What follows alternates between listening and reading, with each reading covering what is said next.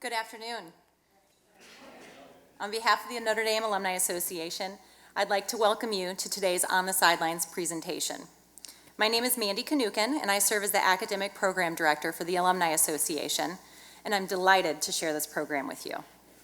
In its 5th year, the On the Sidelines lecture is one example of the Alumni Association's academic programs that are designed to foster the spirit of lifelong learning for our alumni and friends. Through our academic programs, our aim is to put a spotlight on the amazing work that our Notre Dame faculty do here on campus and throughout the world, and to share this work with our alumni and friends. Today's lecture is particularly timely, with September 11th just 2 days away. This Sunday will mark 15 years since terrorists crashed hijacked jets into the World Trade Center, a day that will never be forgotten. And the terrorist attacks haven't stopped there. Today's presenter, the distinguished Professor Jimmy Gurule, will discuss terrorist financing and how terrorism can be fought by following the money. Professor Gurule is a renowned expert in the field of international criminal law, specifically terrorism, terrorist financing, and anti-money laundering. Since joining the Notre Dame Law School faculty in 1989, Professor Gurule has taken 2 leaves, one to serve as Assistant U.S. Attorney General, and another to serve as Undersecretary of Enforcement with the U.S. Department of the Treasury. He was in the latter position when 15 years ago, the 9/11 terrorist attacks occurred, after which he led a successful effort to block more than $125 million in assets belonging to suspected foreign terrorist organizations. Now, before Professor Gurule takes the stage, I'd like to show you a brief video. This video is one of the university's What Would You Fight For spots, which airs on NBC during halftime of every home football game. This particular video, featuring Professor Gurule, gives you a taste of his incredible work both in Washington, D.C. and here at Notre Dame. On the morning of September 11th, I was in my office at the U.S. Department of the Treasury.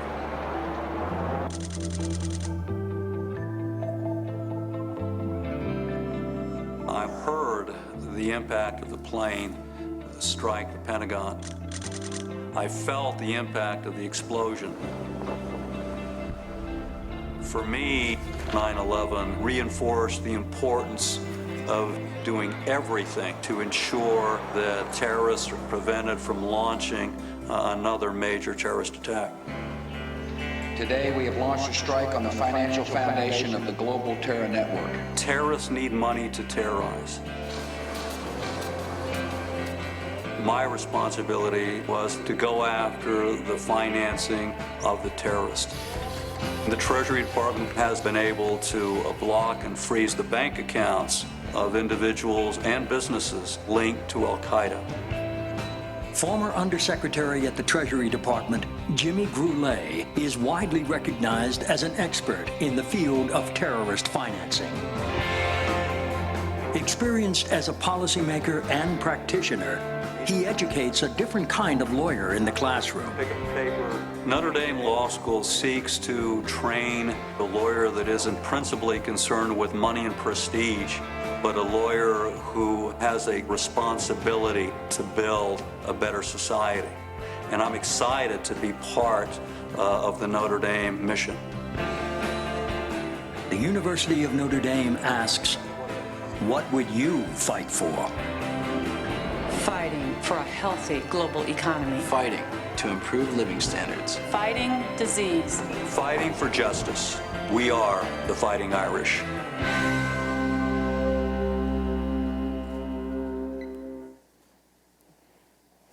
Please help me in welcoming Professor Jimmy Gurule. Thanks, Mandy. Thank you, Mandy, for that very gracious introduction. And it's a pleasure to be here. And I welcome you all back to Notre Dame, both you, friends and family. It's a pleasure to have you here and to host you. As you know, Sunday will mark the 15-year anniversary of the 9/11 terror attacks. And I want to put that infamous day in perspective, if I can, for you before I begin my formal presentation. At 8:46 a.m. on the morning of September 11, 2001, American Airlines Flight 41 crashed into the North Tower of the World Trade Center in Lower Manhattan. A few minutes after 9 o'clock, United Airlines Flight 175 crashed into the South Tower. Roughly 30 minutes later, American Airlines Flight 77 crashed into the Pentagon. At that day, as stated in the video, I was in my office at the U.S. Treasury Department. The Treasury Department, as you know, is located immediately adjacent to the White House, and I actually felt the impact of that plane striking the Pentagon.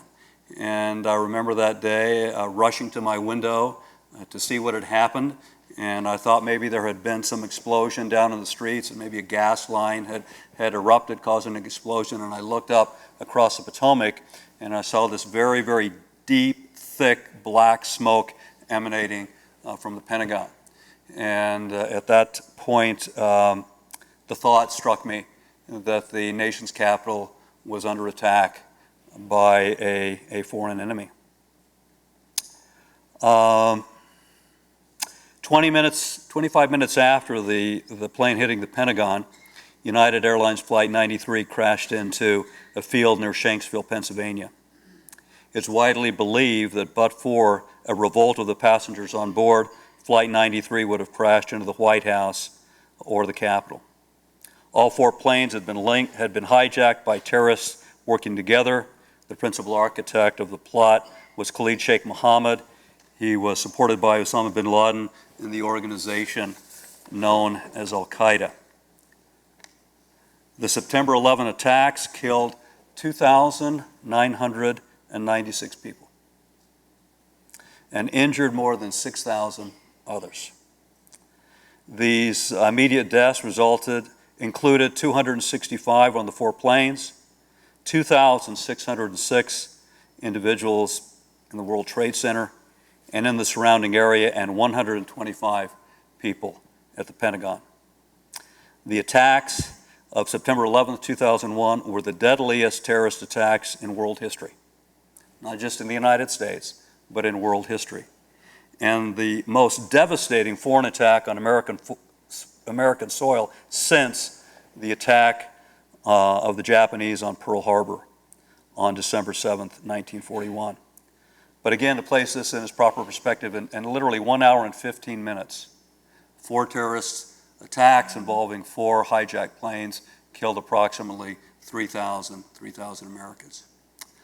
I had taken a 2-year leave of absence from my teaching responsibilities here at Notre Dame. President George W. Bush had appointed me to serve as Undersecretary for Enforcement at the U.S. Department of the Treasury. The Undersecretary is the 3rd highest ranking individual at the Treasury Department, only superseded by the Deputy Secretary and the Secretary himself, who at that time was Paul O'Neill. As Undersecretary for Enforcement, I was in charge of all of the Federal Treasury law enforcement agencies.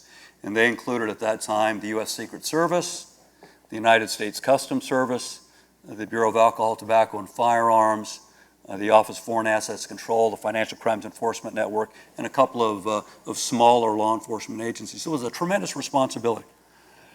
All of those agencies reported to me as Undersecretary, including the Director of the Secret Service.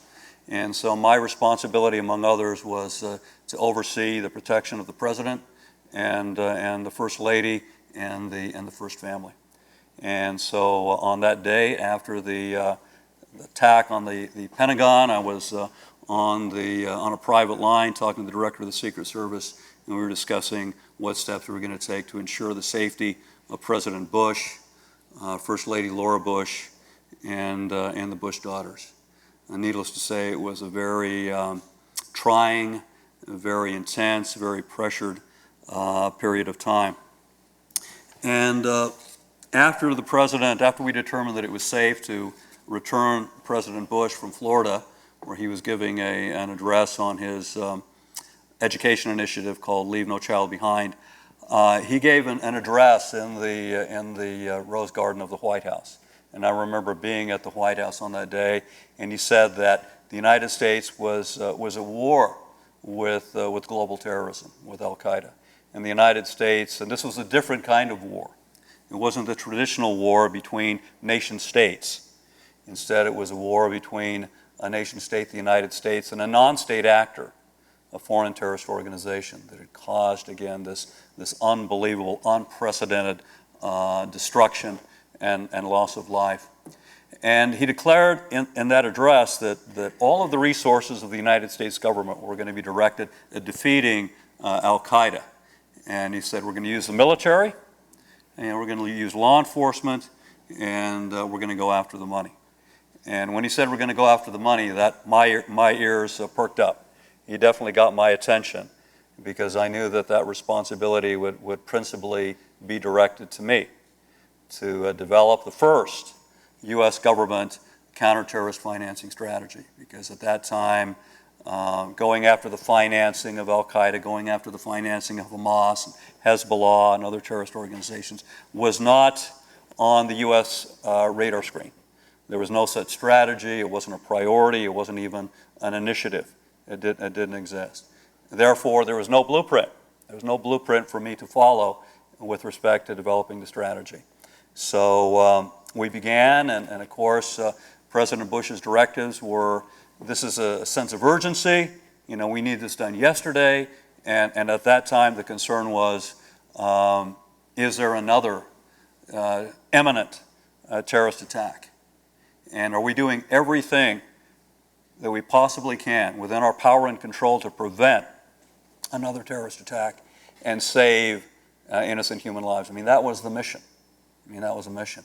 Talk about a sharp contrast from the beautiful, serene grounds of Notre Dame University and my role as an academic, as a professor, teaching classes and writing law journal articles. You know, now the mission is to defeat a deadly terrorist organization and save innocent human lives.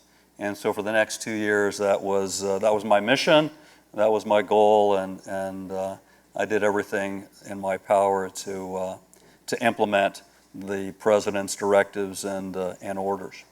So let's talk a little bit. I don't want to get too technical. I don't want to get too in the weeds on this strategy, but and I certainly want to leave plenty of time for questions and answers.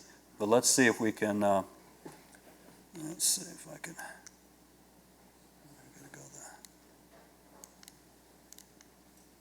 No, hold on. I'll get this. Okay. So, first question. You know, why go after the money? And terrorists need money to terrorize, and they need money for two reasons. You know, one, to finance their terrorist operations, to finance a terrorist attack, and they need money to support the infrastructure of the terrorist organization. Now, what we learned shortly after the 9/11 attacks was that it didn't cost that much money to finance Al-Qaeda's 9/11 operations. It was about a half a million dollars. And certainly there have been terrorist attacks since, and terrorist attacks most recently that have involved substantially less. I mean, for example, think about the terrorist attack that occurred just a couple of months ago in Nice, France, where an individual that was inspired by ISIS, the Islamic State, drove a huge truck into a crowd of people that were engaged in festivities in Nice on that day, and he killed hundreds of innocent civilians. So it doesn't cost a lot necessarily to finance a particular terrorist attack. Collectively, yes, when we look at the number of terrorist attacks that Al-Qaeda was responsible for and that Al-Qaeda inspired.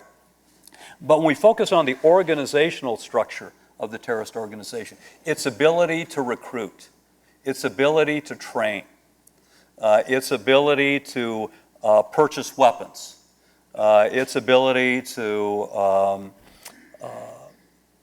pay for a safe haven, as Al-Qaeda was able to do in Afghanistan with the support of the Taliban.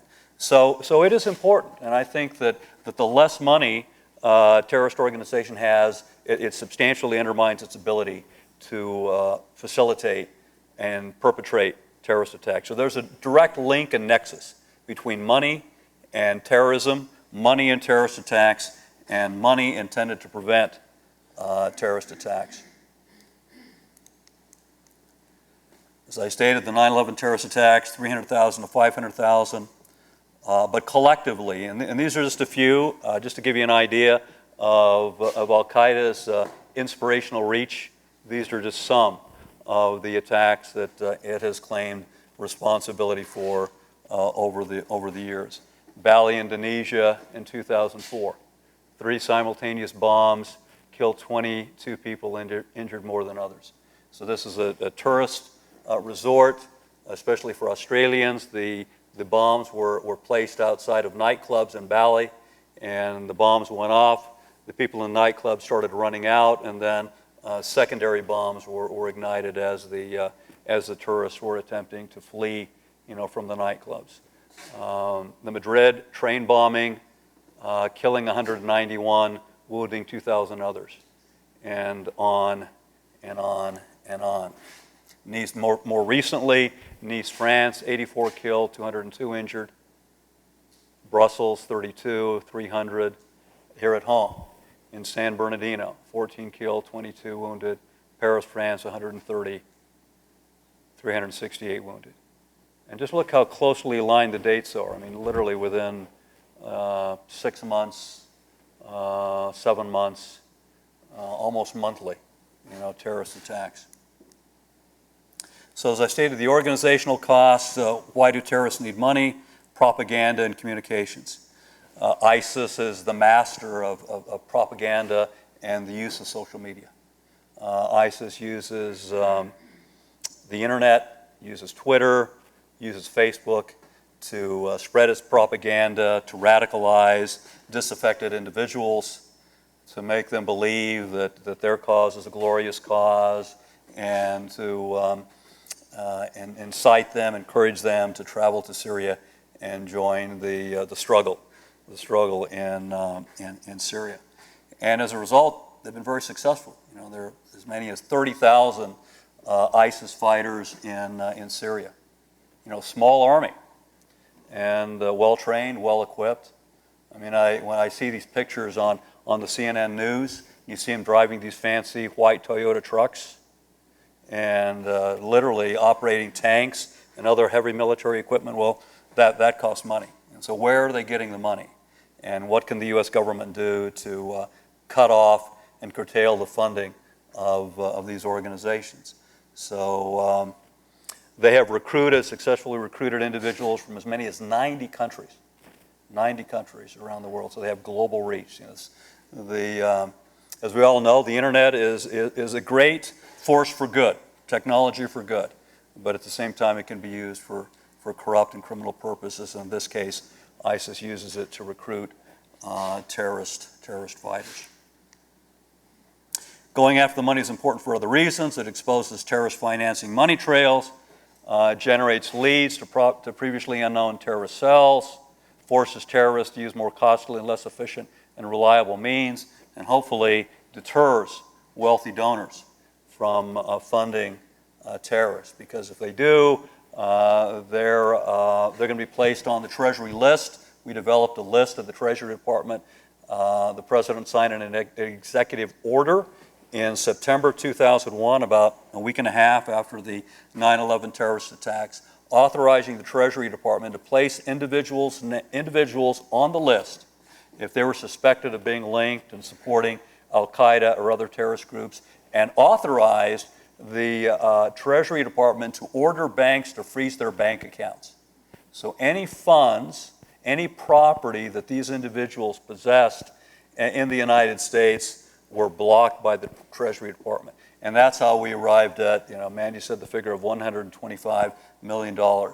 When I left the Treasury Department, I think it was 125, might have even been close to $150 million in terrorist-related assets had been frozen in the United States. And the way that I looked at it, that was $150 million that the terrorists did not have to finance their deadly agenda. $150 million that again could have translated into hundreds or thousands of deaths, of innocent civilians. A couple of interesting things. Where do the terrorists get the money from? And we've got two models. We've got the Al-Qaeda model and we have the ISIS model. And ISIS is almost exclusively funded internally. Al-Qaeda, on the other hand, was just the opposite. Al-Qaeda got almost all of its money from external donors. In many cases, it would use charities as a front to raise money. In other cases, deep pocket donors, wealthy individuals who were sympathetic to Al-Qaeda's cause would donate money to the organization. And so it was money coming from the out, coming in. And so we were looking at ways to track that money, trace that money, block that money, prevent it from going into the hands of Al-Qaeda operatives. ISIS, much more difficult. And the big difference is ISIS controls territory. It controls large swaths of territory in Iraq and Syria. It's been estimated that the territory under the control of ISIS is the equivalent of the size of England or Belgium. So it's not an insignificant size of territory. And what's interesting about that is not only do they control the territory, but they control the resources, the natural resources in that territory. They control the people in that territory. They govern everything in that territory. So in one important respect, they look like a state. They're state-like. And that's their goal. You know, their goal is to establish a caliphate state and to expand the reach of that state. And the starting point for them is Iraq and in ISIS. So with respect to ISIS, in Syria, they have seized the oil wells and the oil refineries. And they have, they're operating the oil business, and they're distributing and selling the oil. And the oil, up until recently, was generating for ISIS approximately $1 million a day. Okay, so you got to kind of let that sink in because it's a huge figure. $1 million a day. So approximately $400 million a year. And that's just one source, the oil. And then in addition, hostage ransom payments, extortion and illicit taxation. They tax everything in Syria and Iraq. And so if somebody wants to do business, if somebody wants to deliver some goods, import, export, they got to pay a tax. It's an extortion tax that they impose on businesses, on individuals residing, operating, doing business in Syria and Iraq, and it's generating millions, tens of millions, hundreds of millions of dollars for ISIS. And so it's estimated that ISIS has an annual budget of between $1 and $2 billion. $1 and $2 billion.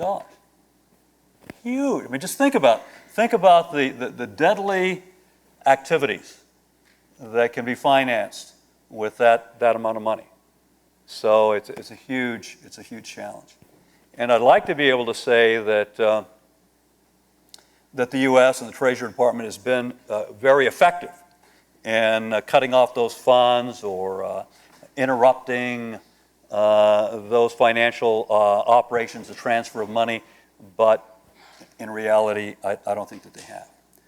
And I think part of the problem is that the Treasury Department has taken the Al-Qaeda model, which is focusing on money coming externally funding ISIS or Al-Qaeda, coming in from the outside into Al-Qaeda and individuals that are supporting Al-Qaeda.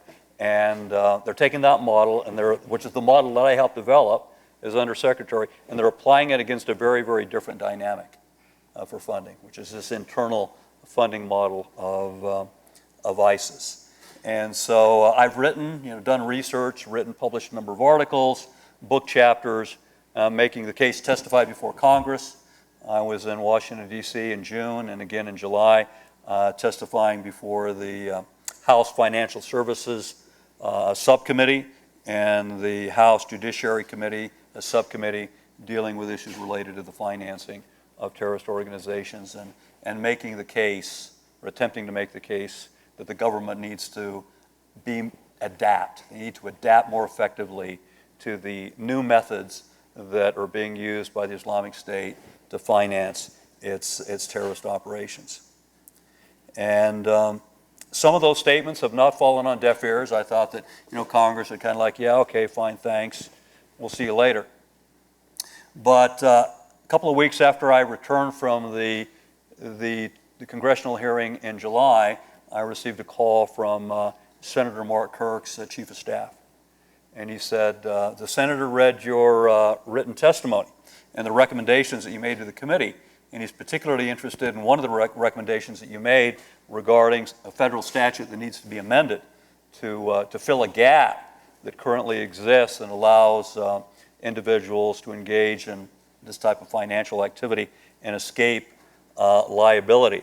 And so he has asked his Chief of Staff to work with me to draft the amendment to the statute. And so we've done that. We have a draft, and unfortunately, though, this is the waning few weeks of the congressional term and session, and so I don't think it's going to pass this session, but hopefully it'll be taken up next session, and we can make some progress on it. So I guess on the one hand, I want to convey the point that while at Notre Dame, we certainly emphasize scholarship. We emphasize research. But it's scholarship and research intended to have an impact, intended to have a positive impact, intending to make this a better world, intending to address some of the most complex issues that are confronting the United States. And I find this kind of work very, very challenging, very interesting, not only for me personally, but when I take a 2-year leave of absence like I did when I worked at the Treasury Department, those experiences that I gain, I can then bring back into the classroom. And I can share those experiences with my students.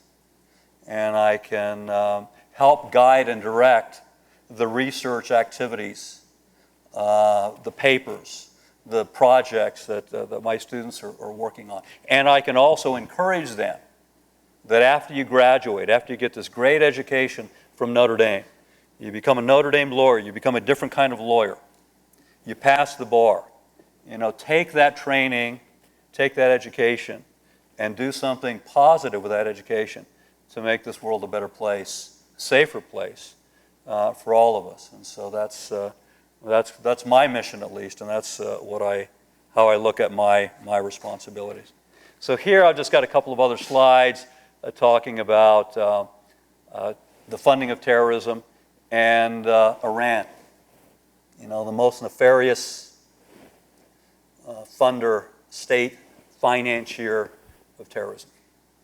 It is historically going all the way back to just after the Iran hostage crisis in 1979. It has been financing Hezbollah.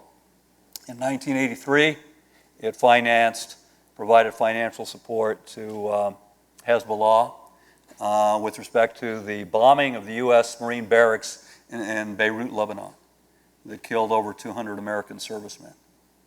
And so it has a long history, going back at least as early as 1983. And it was after and because of its support of Hezbollah with respect to the Beirut bombing that the Secretary of State designated Iran as a state sponsor of terrorism. There are only 3 today: Iran, Syria, and Sudan. And despite the Iran nuclear agreement that was entered into last summer, not this past summer, but in 2015, Iran remains designated a state sponsor of terrorism.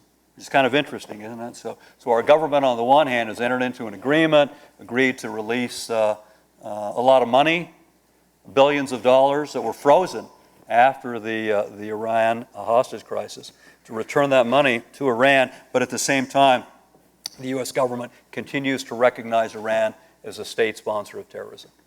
And it's an offense, and it's a crime to do business with, and of course U.S. businesses are prohibited from engaging in certain activities, commercial activities, with Iran because of its designation.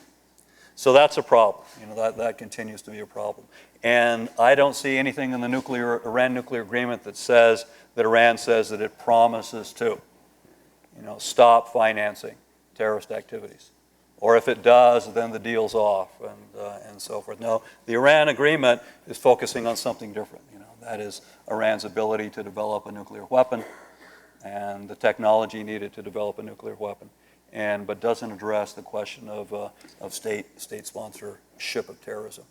Syria, another bad actor, provides material support to Hezbollah and Hamas, and Saudi Arabia has been criticized for funding radical charities, serving as conduits for Hamas and other terrorist organizations. I just read today, just got an alert that Congress, House of Representatives, passed a bill today called the Justice Against Sponsors of Terrorism Act, JASTA. And it had been passed by the Senate unanimously about, I think it was about 6 months ago. And then it had gone to the House for consideration. And in July, the House held a hearing on JASTA. And I was invited to testify at that hearing. And there were 5 witnesses. 3 testified against JASTA. I was one of 2 witnesses that testified in favor of JASTA. And that was in July. And I'm happy to say that today Congress the House has passed it. So now both the Senate and the House have passed it. So it's going to be submitted to the President as a bill for his signature. Unfortunately, President Bush has threatened to veto JASTA. And he claims that it's going to interfere and disrupt diplomatic relations with Saudi Arabia. And I'm being fair. I'm just being right up front. I mean, and Josh Earnest, his press secretary, has on multiple occasions, when asked, he said, no, the President's against it. It violates sovereign immunity. It allows private citizens to sue a government. And this one is JASTA is very narrowly tailored.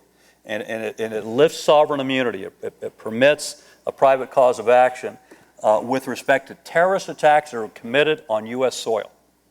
So if the terrorist attack is committed in the Middle East or in Africa or in Europe or some other region of the world, JASTA doesn't apply. States have sovereign immunity. But if the terrorist attack occurs in the United States, then if there's evidence that that terrorist attack was supported and sponsored by a foreign government, then the victims of the terrorist attack can sue that foreign government. So the concern is, what significant terrorist attacks have there been in the United States? 9/11. And who's the likely state that arguably, allegedly, has provided support? Saudi Arabia. And so the President thinks that's going to interfere with diplomatic relations with Saudi Arabia, and so he's threatened to veto the legislation, despite the fact that, again, that it's been supported unanimously by the Senate. And by the way, how many legislative actions can you think of that have been unanimously anything by the Senate or the House? And this has. And the House, by the way, just passed it with voice vote. I mean, there was so much support. Today, it was passed by voice vote. And so now the question is, first of all, is the President going to veto it? And second, if he does veto it, does Congress have the votes to override the veto? And so that's the big debate. So kind of keep tuned to that, because you're going to be seeing on CNN and the other media talk shows debate and discussion on JASTA and whether the President is going to go through with his threat or whether he is going to reconsider. I just issued a statement through the Notre Dame press office, literally like half an hour before I came to this meeting, imploring the President, stating that I really hope that the President reconsiders his threat to veto the bill, and that in my opinion, it would be right here on the 15-year anniversary of the 9/11 attacks. It would be the ultimate insult to the families of the terrorism victims, to deprive them of their day in court, to challenge and seek remedy, equitable remedy for the suffering that was brought about by the 9/11 terrorist attacks. So I don't know that I want to go more into the weeds on this. I think, to be honest with you, it might be more interesting to open it up for Q&A and question and answer, and we could have an interesting exchange of questions and answers. So. And we do have a microphone. If you could please wait for a microphone to be passed to you before you ask the question. This is being taped and will be on YouTube, and then that way you can go back and watch this again. So please wait for the microphone to ask your question. Yes, sir. Can you give us some examples of how you determined which accounts to freeze and which organizations to target, and how you knew or were reasonably assured that they were terrorist-related and not effectively accounts held by innocent people who may have been somehow mistakenly associated with a name of a terrorist organization? Yeah, that's a great question, and it's tough work. And so initially, after the 9/11 attacks, we zeroed in on Al-Qaeda, and so the goal was to freeze the accounts of people that directly or even indirectly supported Al-Qaeda, including entities that were controlled and operated by Al-Qaeda or members of Al-Qaeda. And so what we would do, and there wasn't anything really exciting or special about this, but all of the different representatives from all of the different agencies that had an interest in this would meet. And so we would have these interagency meetings, and they would include representatives from the CIA, from the FBI, from DOJ, from no Homeland Security at that point. Homeland Security was established after 9/11, but the Treasury Department and others, and we would share intelligence information. So again, you had to have top secret clearance, which I did, and then we would discuss. And we would question, and especially the DOJ lawyers. What if we're challenged? I mean, the last question was, if this blocking action, if this freeze order is challenged in a federal district court, are we going to be able to defend it? And that came down to questions about, well, what can we release? What kind of information can we release? And some of this was highly classified. And so it's like, well, we can't release this. So we would come up with a file that was a declassified file, a case file on that individual or that business. And a lot of times the information would come from public source information, from documents that have been filed, bank records and other and public source information. But to be honest too, the standard was relatively low. It was a reasonable suspicion standard. And it was with respect to foreign nationals, not U.S. nationals. And so it was a low standard, reasonable suspicion. But we know that with reasonable suspicion, police officers can stop individuals on the street with probable cause. They can arrest them, place them in jail. So if you can place a person's body in jail based upon probable cause, can you seize their assets on reasonable suspicion? So that was the way that we did it. And then one of the problems is that the individual's name may be a common name. I mean, if it was in the United States, we decided we're going to freeze Bob Jones's bank account. Oh my gosh, there's 1 million Bob Joneses in the United States, and so we had a process through the Office of Foreign Assets Control, a Treasury agency that was responsible for overseeing this program, to permit individuals to challenge the designation. So I said, you know what, I'm not the Bob Jones, Bob Jones is my son and he's 3 years old. So it couldn't be him, he couldn't be the terrorist. And so we had a judicial process, well, an administrative process. And then if the designee didn't like the results, then the designee could then appeal that, challenge that administrative decision with a federal court. And if he wasn't happy with that result, then that could be appealed to the Federal Circuit Court of Appeals and so on. But it was tough. It's very tough work to do.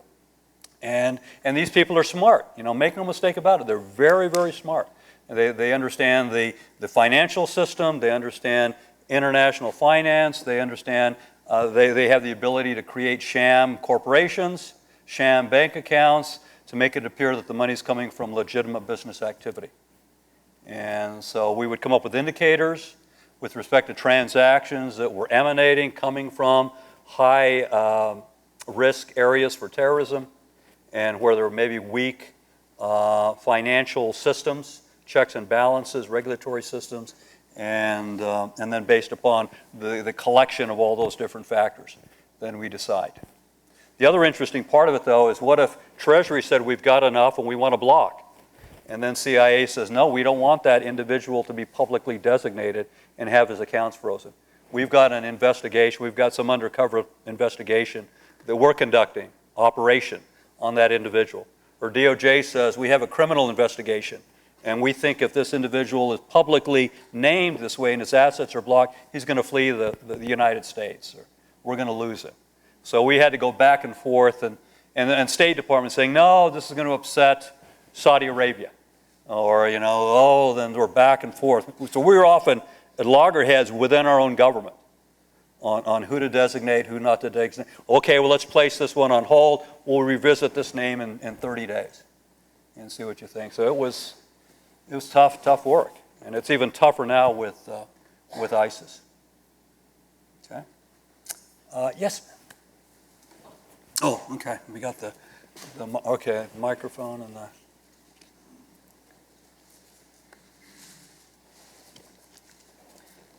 And I'll try to keep my answers shorter because I know we don't have a lot of time and there's a lot of questions.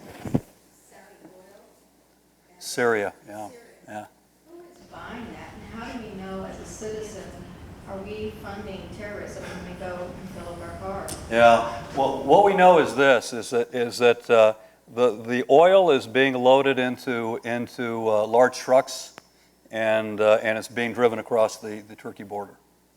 And there's been a lot of diplomacy action, discussions between their government, the Turkey government, and the United States regarding whether Turkey is doing enough to inspect and ensure that those oil shipments are not coming from oil wells controlled by ISIS. And there's been a lot of criticism that Turkey isn't doing what it should be. And so it's been a real sticking point between their government and ours. Recently, within the last year, the U.S. has taken the position that they're attacking and striking the oil refineries and the oil wells by military strike. They're taking them out, and they've notified through leaflets that they've been distributing and so on to the truck drivers. We're going to strike you too, and so you better stop it. And so, as a result, the sale of oil from ISIS has dropped about the production and the sale has dropped. The revenue has dropped about 30%. When the military intervened and started hitting the oil wells and destroying them or damaging them, then the revenues dropped. But still, I heard that it was. It used to be $30 million, approximately $30 million a month from the sale of oil. Now we've reduced it to $20 million a month. From $360 million to $240 million.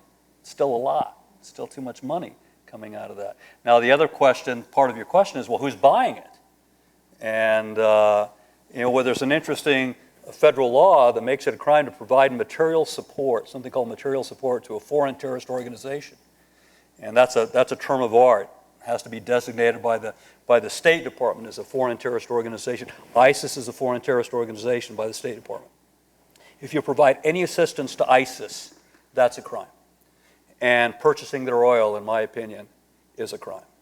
And I've been working on a paper involving kind of being very critical of the FBI for not doing more to investigate the companies that are buying the oil because they're violating U.S. federal law.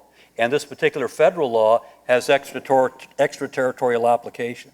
So even if the crime is committed outside the United States, because it's intended to harm the U.S. courts have jurisdiction. So we can actually go after the people that are buying the oil in Turkey or Syria or Iran, wherever it is. And but it involves some really difficult work.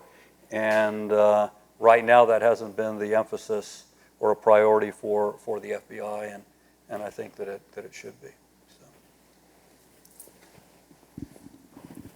So. Professor, if President Obama were to approve JASTA, I think I heard you say that would open up Saudi to prosecution. Right. So the law was intended to be retroactive and not prospective? Yeah, it would be. That's not unusual? Yeah, that is, and it is retroactive. So that's a concern. Interestingly, and I think you can appreciate this, Chuck Schumer liberal, so-called liberal Democrat. He supports it, but for obvious reasons. Those are his constituents that were killed on 9/11. And Chuck Schumer's comments, and this is where the Democrats are loggerheads. And Schumer says, "I want JASTA." The president says, "I'm going to veto it." And the president says, "Look, if it's maybe a little somewhat overly simplistic, but he says, look, if Saudi Arabia has nothing to hide, then what's the big deal? Just because somebody brings a civil suit against you doesn't mean they're going to prevail, doesn't mean they're going to win. And let Saudi Arabia defend any claims that it was directly, indirectly supporting members of Al-Qaeda. And of course, we know 14 of the 19 hijackers were from Saudi Arabia. And so, I'm not saying that's a crime, but I'm just saying that coupled with other evidence suggests that some elements of the Saudi government may have been sympathetic. And by the way, I think that's what the lawsuit would disclose, right? I mean, it would tell the truth. It would be a search for truth, a search for justice. If Saudi Arabia has nothing to, had no involvement, then fine. Then let's let the facts prove that out, and let the jury determine that. But if there is some culpability, then I think we're a country based on the rule of law. We're a country, a democracy that's based on everyone having their day in court. So let's let these 9/11 victims have their day in court. With Obama's threat to veto this, it passed 100% in the Senate. It only was a voice vote. Usually a voice vote means you're going to have your 2/3. Okay. I think so. So the likelihood it'll be overridden even if he vetoes it. Yeah.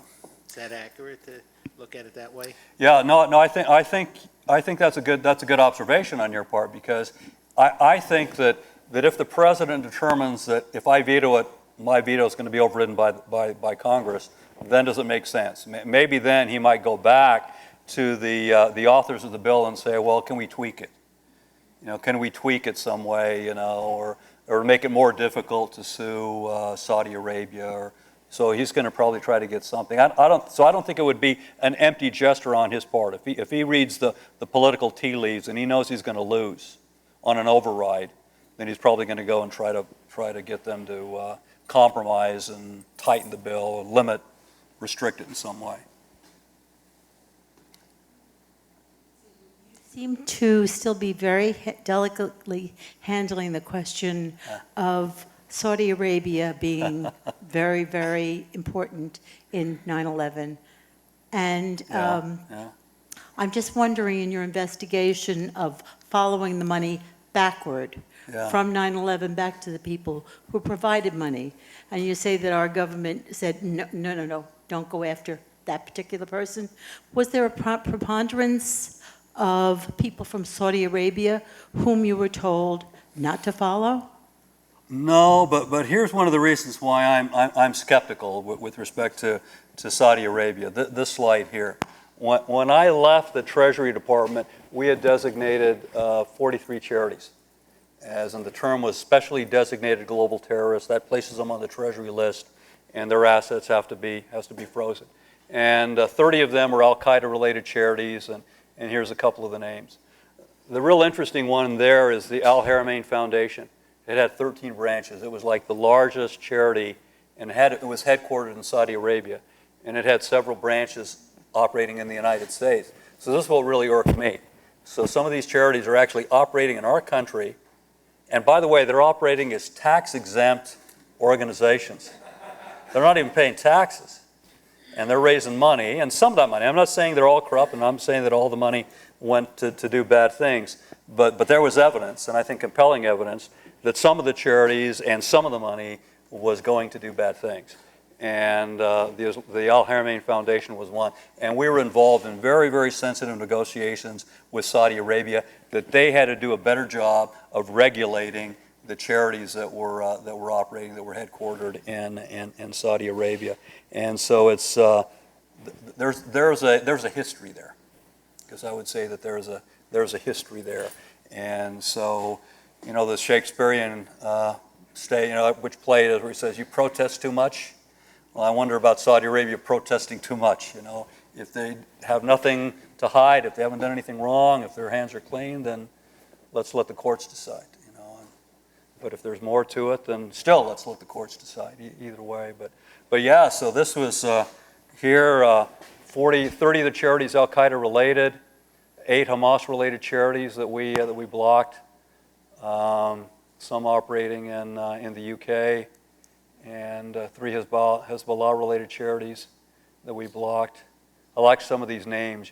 The Martyrs Foundation is an interesting one, and this became the subject of a civil lawsuit, and it involved a bank called the Arab Bank, and the claim was, the allegations in the civil complaint was that there was a telethon in Saudi Arabia, kind of like the Jerry Lewis Labor Day telethon here, but it was raising money for the surviving family members of the suicide bombers.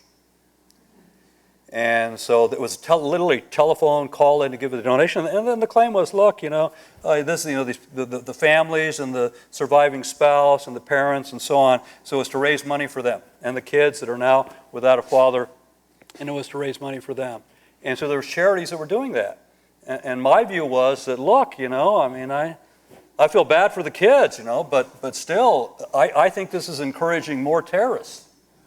That if they know that, look, if I go ahead and blow myself up, my family's going to be taken care of for life, then that could encourage people to come forward. So I thought it was a bad thing, and I thought we should block those charities that were doing that. And the Arab Bank was a Jordanian-based bank that was responsible for administering and distributing the funds that were raised from the telethon to the families.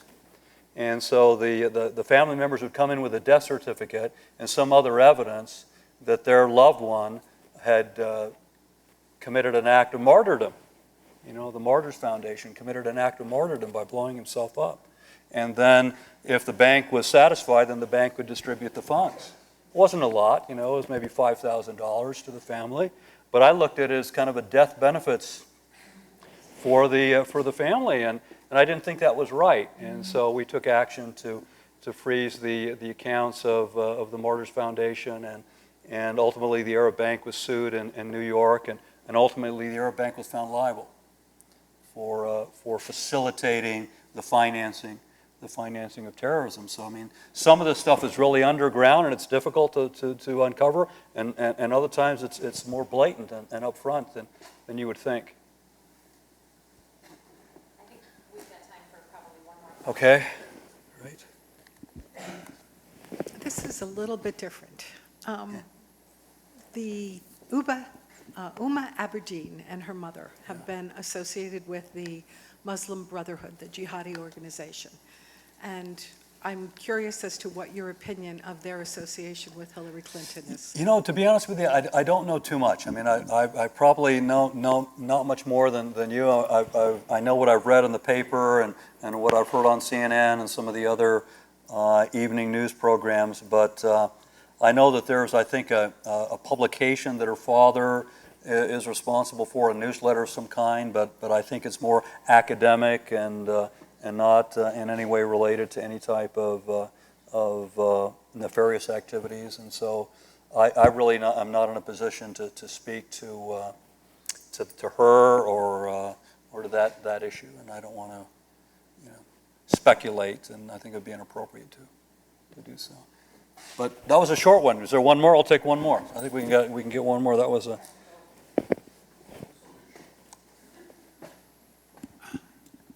Could Obama put JASTA, when it gets to his desk, in a drawer and just leave it there? Well, I think he has to sign it within a certain number of days. I don't recall. I think he has 10 days to sign it. He either has to sign it or veto it. If he's going to, I think it's this way. I think he has to if he's going to veto it, he has to veto it within 10 days from it reaching his desk, and so he's going to have to take a position here. What I've heard and what I've read is that there's some issue about whether he could do a pocket veto, something like if Congress adjourns, and apparently the last few weeks of the term they're going to cut short anyway, and so if they adjourn, might he then be able to do something called a pocket veto, and it could perhaps then avoid his signature that way, and then they have to revisit it all over again with the new session of the new term of Congress. So I hope it doesn't come down to that, and I hope he does the right thing for these poor families. Well, thank you very much, and I hope you have a great stay here, and go Irish, and let's see if we can win this football game. So. We just wanted to say thank you on behalf of the Alumni Association. Please accept this gift. Thank you so much. Oh, great. Part of Thank our you. Notre Dame Thank family you. Thank you, wines. man. Wonderful. Thank you. Thanks very much. Thanks again. Thank you.